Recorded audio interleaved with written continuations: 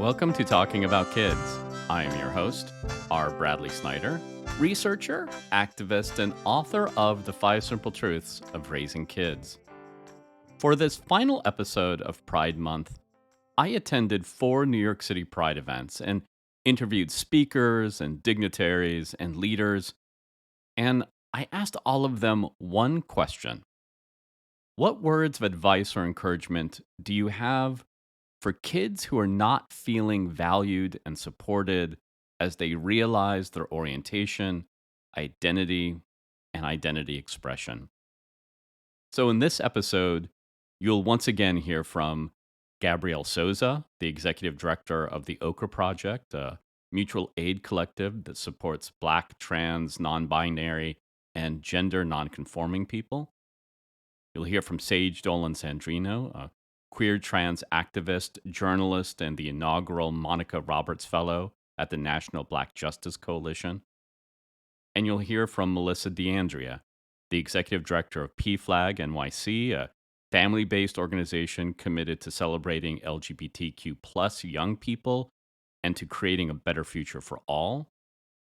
But in addition, you will also hear from New York City Pride March Grand Marshal Yasmin Benoit, an award-winning British asexual activist and the creator of the popular hashtag This Is What Asexual Looks Like movement, and also the co-founder of International Asexuality Day. You'll hear from New York City Pride March Grand Marshal Hope Giselle, an organizer, trans activist, and the best-selling author of Becoming Hope, Removing the Disguise. You'll hear from New York City Pride March Grand Marshal Randy Wicker, the legendary trailblazing LGBTQ plus activist. You'll hear from New York City Pride March Grand Marshal AC Doomlao, the chief of staff at Athlete Ally, a nonprofit working to educate and activate athletic communities to eliminate homophobia and transphobia in sports. AC is also the creator of the popular Facebook page Call Me They. And finally, you'll hear from Sandra Perez, executive director for New York City Pride. I recommend sharing the powerful advice and encouragement they offer with the kids in your life.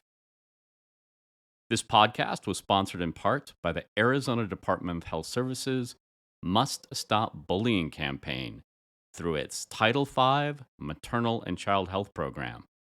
For more information, go to muststopbullying.org.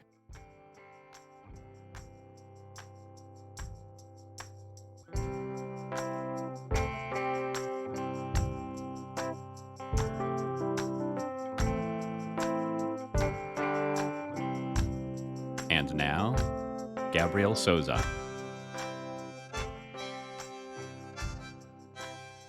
I see you, I support you, I hear you. The Okra Project, my organization, and myself commits myself to working tirelessly for your freedom, for you to be who you truly are, and I love you.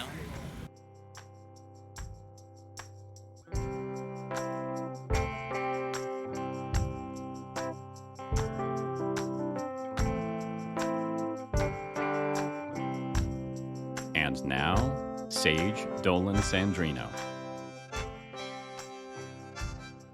I want to say that it gets better, but I'm 22 years old. My Medicaid was terminated. I didn't have access to a therapist. I was working in an environment that didn't necessarily take care of me, that didn't listen to me, that didn't recognize my worth. And so the only thing that I can say is please stay here. Please stick around.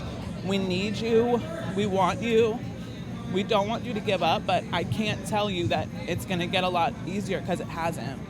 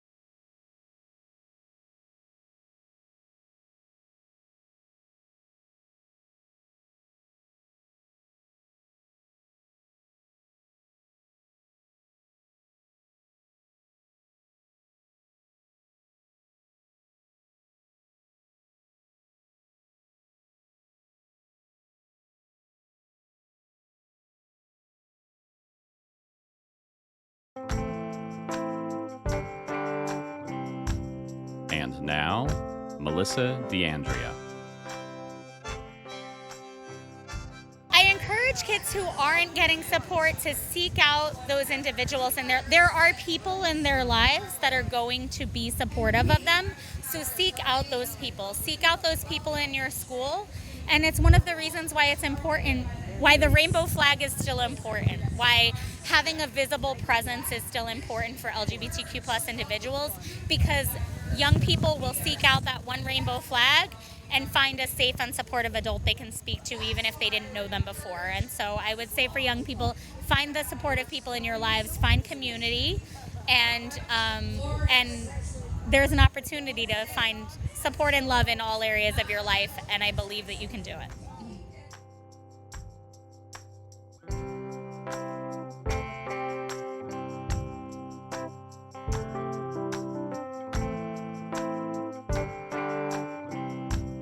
And now, Yasmin Benoit. I guess the main piece of advice would just be like, find your chosen family. Like for me, there was such a lack of information about asexuality. No one in my personal life knew what it was, but going online, I was able to find people and find answers and find community there. And there you can be anonymous and people don't need to know. And so, you know, when you're kind of discovering sexuality and your sexual orientation, it's either like you like this or you like this, and those are your options. Like there's no, actually, I'm not really interested in anything. I'm not sexually attracted to anyone, and that's perfectly okay to feel like that. And a lot of young people do feel like that, and that is perfectly okay.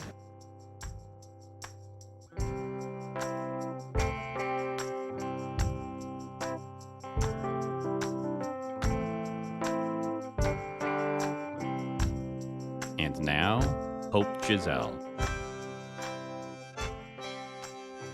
Take your time. There is a race to be amazing, to be great, to be awesome, to figure it out, to be fabulous, and to be somebody else's inspiration almost immediately. Taking your time to be the best version of you is going to be the best thing that you can do for yourself. And if that means that it doesn't happen in 5 minutes, if that means that it doesn't happen until you're 45, whenever your beauty starts to blossom is going to be the time that is best for you, and that's the time that is best for everybody around you. We can't be happy with you until you're happy with yourself.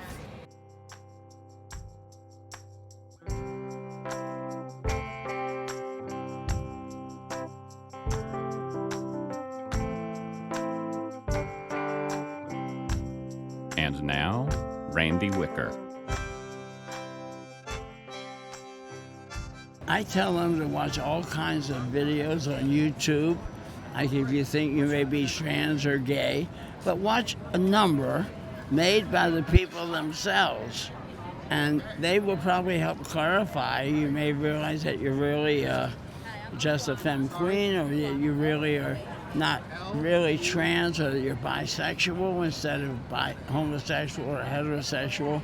And also I think you'll learn by the way people live today that you are how you are, and no matter what religion has been pumped into your mind, that is all a matter of opinion. And if everybody else thinks you're a sinner, doesn't mean you're a sinner. If everybody else thinks that you're crazy, believe me, most of them are crazy. And you're not alone. And they're not alone, and there's a community for them.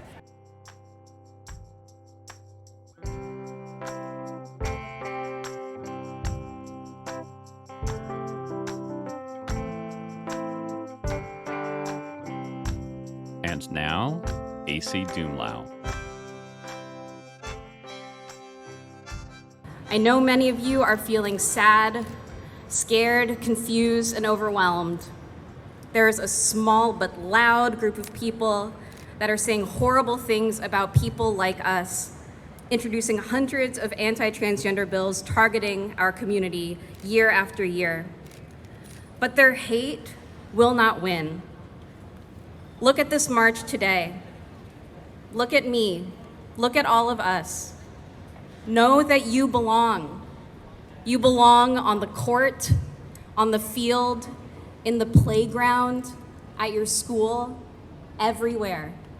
You belong, and you deserve to get to play sports with your friends.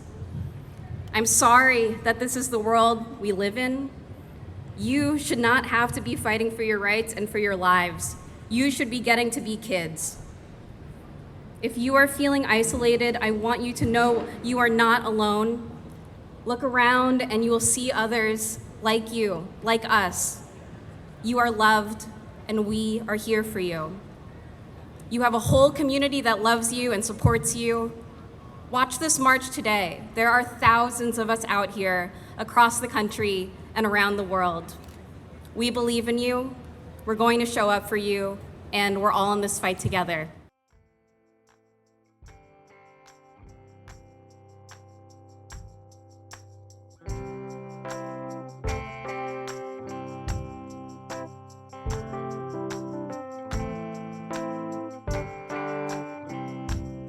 And now, Sandra Perez. You know, I remember how isolating it feels and lonely as well. But I guess I just say to them and to maybe even my younger self, there are people out there waiting for you. And there's a beautiful community that's waiting here for you. They'll accept you, they'll love you, they'll protect you. And let us all help you find that, because that's what we want for you. A heartfelt thank you to Gabrielle Souza, Sage Dolan-Sandrino, Melissa DeAndrea, Yasmin Benoit, Hope Giselle, Randy Wicker, AC Doomlao, and Sandra Perez. For more information about each of them and their organizations, please visit talkingaboutkids.com. From there, you also can find out about upcoming episodes, suggest a topic, learn more about me and my books, or submit your questions for future guests. Our theme song is by The Senators. For more of their music, go to thesenatorsmusic.com. And remember, kids are young goats and young children. And the difference is that young goats are easier to manage.